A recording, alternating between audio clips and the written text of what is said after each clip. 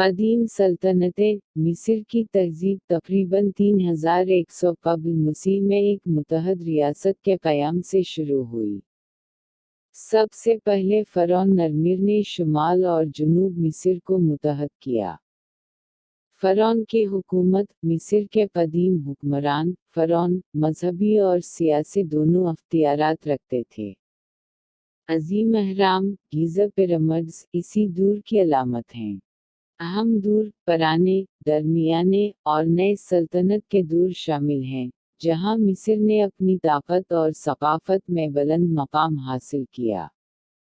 یونانی و رومی دور، الیگزینڈر اعظم 332 قبل مسیح میں مصر فتح ہوا اور پتولمی سلطنت قائم ہوئی، جس کے تحت یونانی ثقافت کا اثر بڑھا۔ رومی حکمرانی 30 قبل مسیح میں کلیوپاترا کی موت کے بعد مصر رومی سلطنت کا حصہ بن گیا۔ اسلامی دور، فتح مصر 641 عرب مسلمان مصر پہنچے اور یہاں اسلام قائم ہوا۔ فاطمی خلافت اور مملوک سلطنت مصر نے مختلف اسلامی سلطنتوں کے تحت ترقی اور ثقافتی اہمیت حاصل کی۔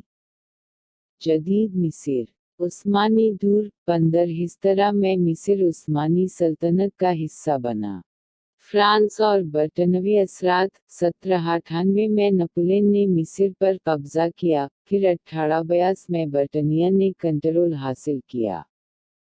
آزادی، مصر نے 1952 میں فوجی انقلاب کے بعد بادشاہت ختم کی اور جمہوری حکومت قائم کی۔